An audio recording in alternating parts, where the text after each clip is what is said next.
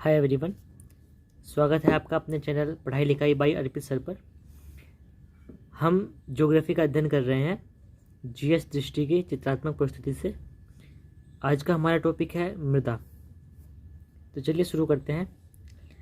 मृदा शैल, मलबा और जैव सामग्री का सम्मिश्रण होती है जो पृथ्वी के धरातल पर विकसित होती है। इसमें हम दो चीज़ों का अध्ययन करेंगे। एक तो मृदा का वर्गीकरण किस प्रकार है और दूसरा मृदा में सुधार किस प्रकार से होता है। भारतीय कृषि अनुसंधान परिषद ICAR के द्वारा भारत की मिट्टियों को 8 भागों में डिवाइड किया गया है।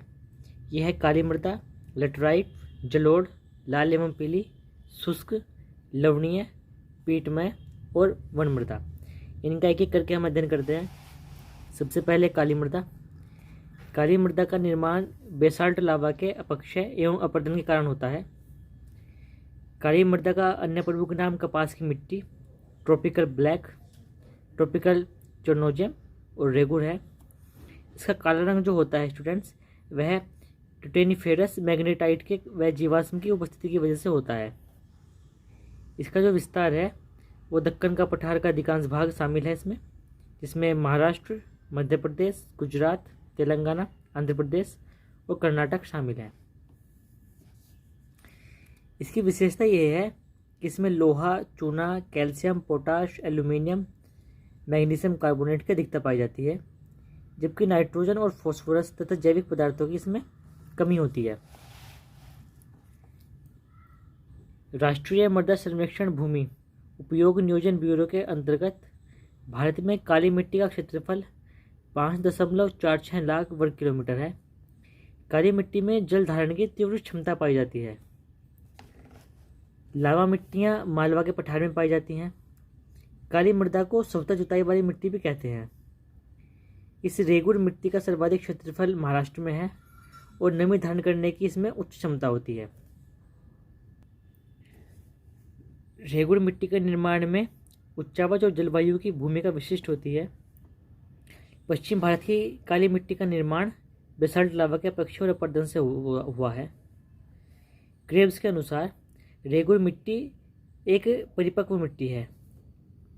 इसमें लेटराइट मृदा को देखते हैं तो लेटराइट मृदा में काजू की और टेपियोका की खेती अच्छे से होती है। लेटराइट मिट्टी का लाल रंग लोह ऑक्साइड के कारण होता है। लोहे के अतिरिक्त होने के कारण यह अनुर्वरक हो जाती है। हालांकि इसमें फिर भी काजू की खेती अच्छे प्रकार से होती है, लेकिन इसे अनुर्वरक माना जाता है। लेटराइट मिट्टी भीगने पर मक्खन की भांति मुलायम और सूखने पर बहुत कड़ी और ढेलेदार हो जाती है। ये लेटराइट मृदा मानसूनी सदृश्य मौसमी वर्षा वाले उष्णकटिबंधीय जलवायु की विशिष्ट मिट्टी है। उष्णकटिबंधीय क्षेत्र में भारी वर्षा के कारण तीव्र निक्षालन की क्रिया के परिणाम स्वरूप लेटराइट मिट्टी का निर्माण हुआ है।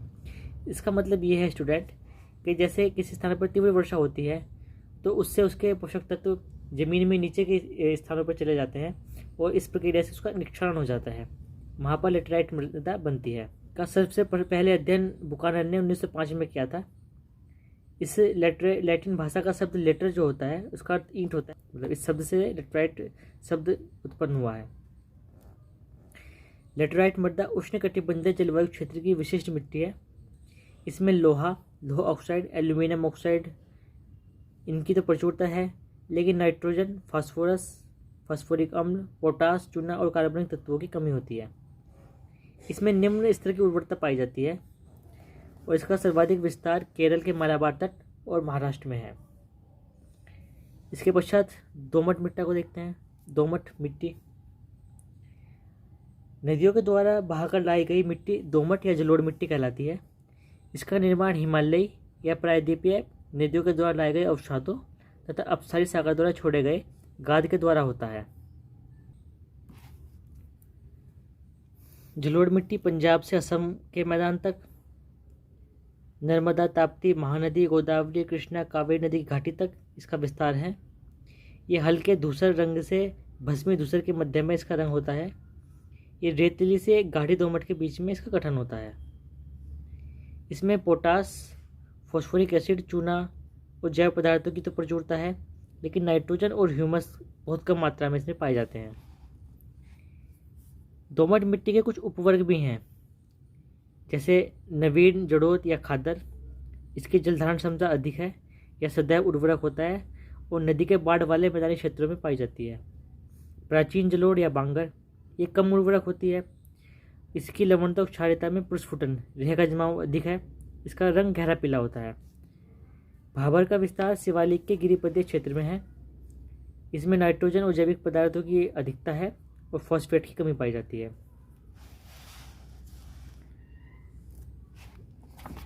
जलोढ़ मिट्टी, जिसमें जल धारण करने की सबसे अधिक क्षमता है, वह नवीन जलोढ़ है या खादर है। बांगर मिट्टी का रंग पीला या रक्ताभ भूरा होता है। बांगर मिट्टी कम उर्वरक होती है तथा इसमें उर्वरकों की आवश्यकता भी नियमित रूप से होती है, मतलब नियमित रूप से इसमें उर्वरक डालने पड़ते हैं। भाबर मिट्टी शिवालिक के गिरिपदीय क्षेत्र में पाई जाती है। भाबर के दक्षिण दलदली और गाढ़ी मिट्टी वाले क्षेत्र को तराई कहते हैं। प्राचीन जलोढ़ का दूसरा नाम बांगर है। जलोढ़ मृदा को अन्य नाम से कछारी मृदा के रूप में जाना जाता है। दोमट बलुई मिट्टी की जल धारण क्षमता सबसे कम होती है। भारत में सबसे बड़ा मिट्टी वर्ग दोमट मिट्टी जलोढ़ मृदा का है। गंगा के मैदान की पुरानी कछारी मिट्टी को बांगर कहते हैं। भारत में सबसे अधिक उपजाऊ मृदा जलोढ़ मृदा है। शुष्क सदाबहार वन शिवालिक, पर्वतीय एवं हिमालय की तलहटियों में पाए जाते हैं। पर्वतीय आर्द्रशीतोष्ण वन उत्तर भारत में नेपाल के पूर्व में एवं अरुणाचल प्रदेश के वर्षा वाले क्षेत्रों में पाए जाते हैं। दक्षिण भारत में पर्वतीय आर्द्रशीतोष्ण वन नीलगिरी की पहाड़ी एवं केरल की ऊंचाई वाले क्षेत्र में पाए जाते हैं। पर्वतीय नम्र शीतोष्ण वन पश्चिमी हिमालय से पूर्वी हिमालय तक पाए जाते हैं। पर्वतीय नम्र शीतोष्ण वन की प्रमुख वनस्पतियां हैं ओक, भूरे ओक, अखरोट तथा रोडोडेंड्रॉन। पूर्वी हिमालय में अत्यधिक सघन वनस्पति अत्यधिक वर्षण के कारण मिलती है। चौड़ी पत्ती वाले वृक्ष, फर्न, बांस तथा शंकुधारी वृक्ष आदि पूर्वी हिमालय में पाए जाते हैं। पर्वतीय शुष्क शीतोष्ण वनों के विस्तार के क्षेत्र में मुख्यतः लाहौल स्पीति, किन्नौर, सिक्किम एवं हिमालय के अन्य भाग शामिल हैं। जलोढ़ मृदा में गन्ना, चावल, कपास, तिलहन, गेहूं, जूट, मक्का, फल और सब्जी, इन सभी की खेती लगभग हो जाती है। इसलिए जलोढ़ मृदा को एक उर्वरक मृदा माना जाता है।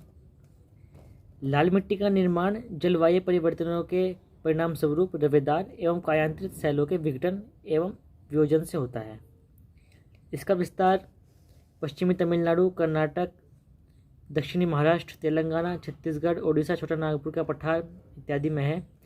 इसका रंग लाल जो होता है वह फेरिक ऑक्साइड की उपस्थिति के कारण होता है।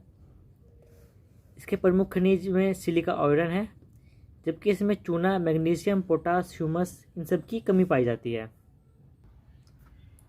स्टूडेंट्स, कुछ क्षेत्रों का तापमान बहुत ज़्यादा होता है, वहाँ पर वर्षण की भी कमी होती है। ऐसे स्थानों पर मरुस्थलीय मिट्टी का निर्माण हो जाता है। मरुस्थलीय मिट्टी में जैव पदार्थों नाइट्रोजन की कमी होती है। भारत में इसका विस्तार सौराष्ट्र गुजरात में, राजस्थान, कच्छ गुजरात और दक्षिणी पंजाब में है। आइए अब हम ये मैप से देख लेते हैं कि भारत में कहाँ कहाँ पर कौन कौन सी प्रकार की मृदा है। ये देखिए, ये स्थान जो है ये जलोढ़ मृदा का है। इसके ऊपर ही कश्मीर, हिमाचल, उत्तराखंड में ये पर्वतीय मिट्टी पाई जाती हैं। लाल मिट्टी का स्थान ये आप जो देख रहे हैं इस प्रकार है। काली मिट्टी लगभग तटीय क्षेत्रों में ही है, लेकिन फिर भी भारत के बीच में भी ये कुछ थोड़े से क्षेत्र में पाई जाती है। मृदा अम्लीय और क्षारीय रूप में भी डिवाइड की जाती है। क्षारीय मृदा मुख्यतः दक्षिणी पंजाब, दक्षिणी हरियाणा, पश्चिमी राजस्थान में है। इसकी पीएच वैल्यू अधिक होती है।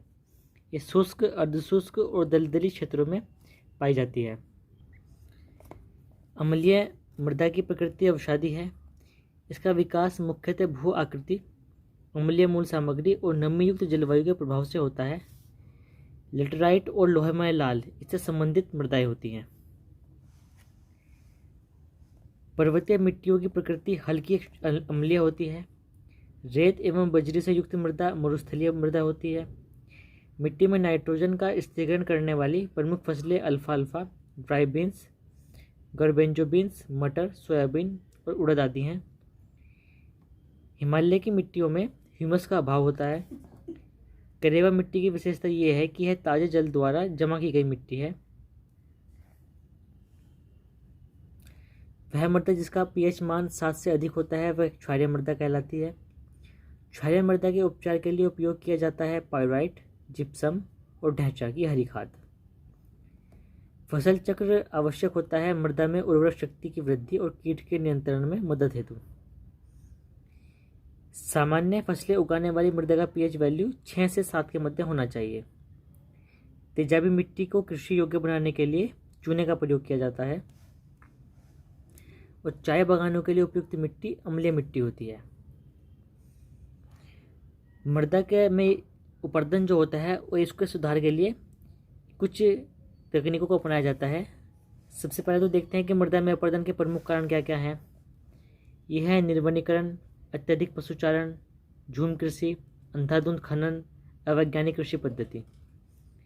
इससे भारत के बहुत बड़े इलाके प्रभावित हैं, जिसमें चंबल यमुना का उत्खात भूमि क्षेत्र, पश्चिमी हिमालय का गिरिपाद्य क्षेत्र, छोटा नागपुर का पठार, ताप्ती से साबरमती घाटी तक का क्षेत्र, मालवा पठार, महाराष्ट्र की काली मिट्टी का क्षेत्र, हरियाणा, राजस्थान, गुजरात के शुष्क क्षेत्र इत्यादि प्रभावित हैं।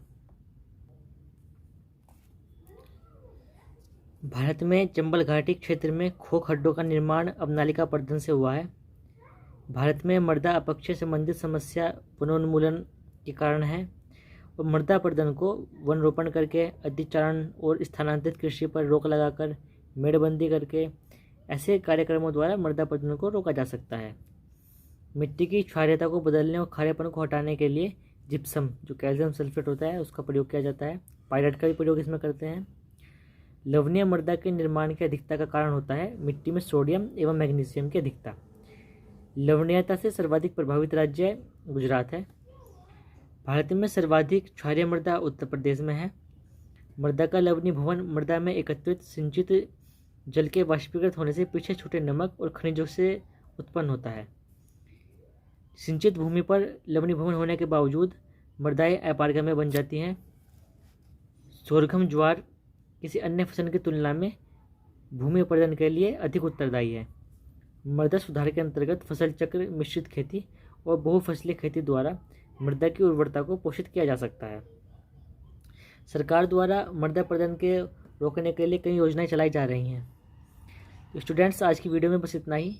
वीडियो अच्छी लगी हो तो लाइक, शेयर और सब्सक्राइब कीजिए। Thank you.